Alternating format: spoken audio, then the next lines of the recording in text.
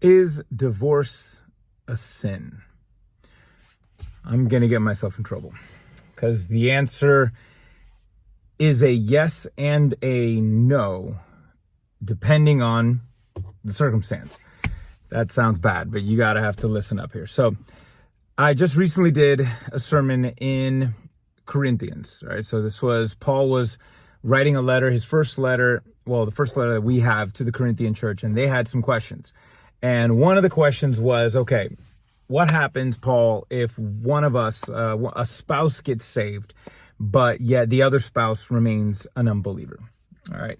And so what do you do? And so, because they thought, well, maybe to grow closer to God, what I need to do is divorce this unbeliever. He doesn't want to join the team. And so let me just kind of find somebody else that's on the same wavelength, and then we can move on from there. Paul had some things to say. Now, when you look at Jesus, Jesus had something to say about the topic. In fact, it was one of the toughest words he gave because it left his followers, particularly the disciples, they were just like, wait, what? A lot of times when Jesus would explain something and he would really, like, for example, the Ten Commandments, he would like elevate it, right? And he would take, well, what you thought, hate, right? Don't hate someone.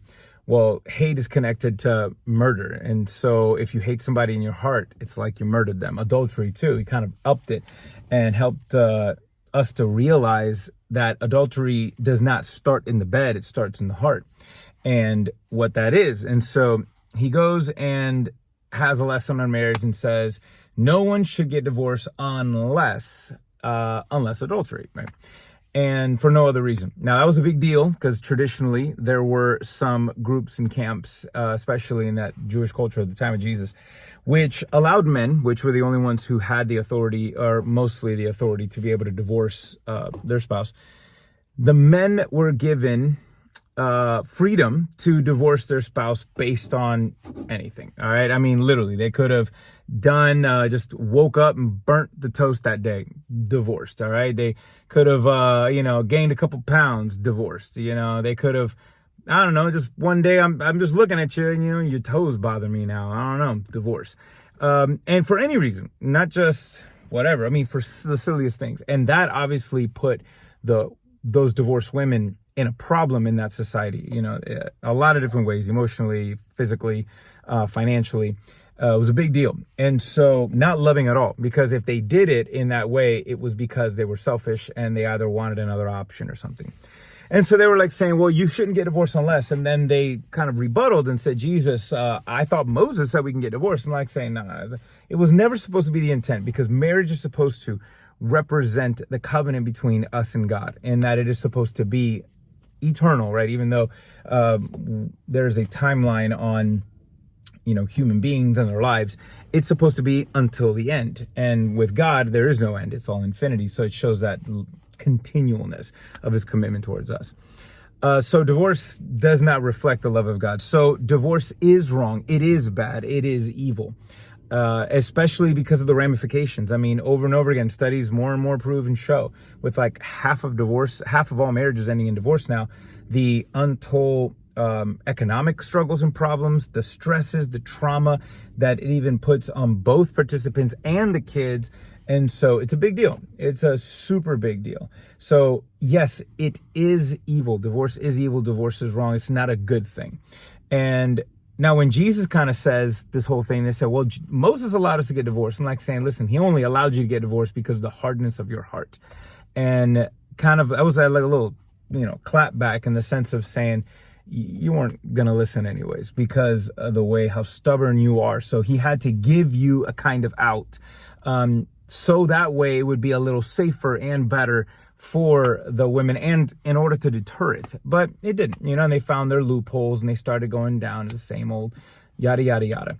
And so when he pretty much says, unless adultery, and adultery had to be proven, by the way, like in the Old Testament, in the law, a man could not just go and say, hey, adultery, my wife slept with somebody, so divorce. They couldn't do that neither, unless they could prove it. And so before, just on the testimony of the husband, his assumptions, he could assume she did something.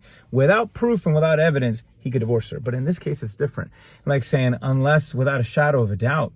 And unless that would be the case. And an adulterous person, Paul kind of highlights a little bit and unpacks a little bit more, expands on what Jesus says. But in essence, Jesus made it really hard. And so borderline impossible. Because, hey, if she's a faithful woman and you've gone tired of her or bored of her, you're done. All right, that's it. And so the apostles responded, and the disciples and his followers responded by saying, who can do that? Who can live like that? And Jesus said, yeah, it's a tough word. It's unique. Now, Paul highlights and explains the toughness of this in Corinthians, in his letter, 1 Corinthians 7. And he kind of highlights the distress that Jesus was talking about and what the apostles were trying to avoid. Because once they realized, you know what, we're kind of butting heads a lot, man, we're spending more time fighting, again, because of the hardness of their heart, because of their lack of submission to one another and being respectful and serving to one another.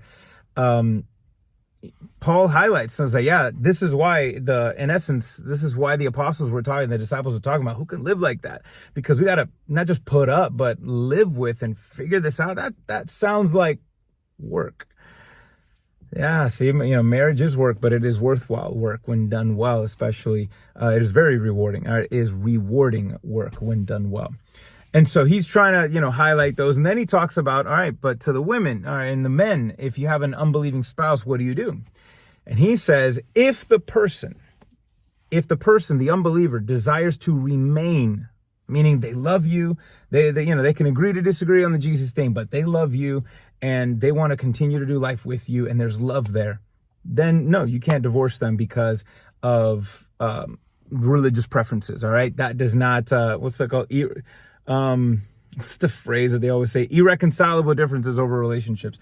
Nope, that's not good enough. Not a good enough excuse. So that is a sin. So that would be a sin and sinful in the eyes of God to divorce a person in that case. That, again, wants to remain. But then, interesting, Paul says, if the unbelieving spouse does not want to remain, let them go.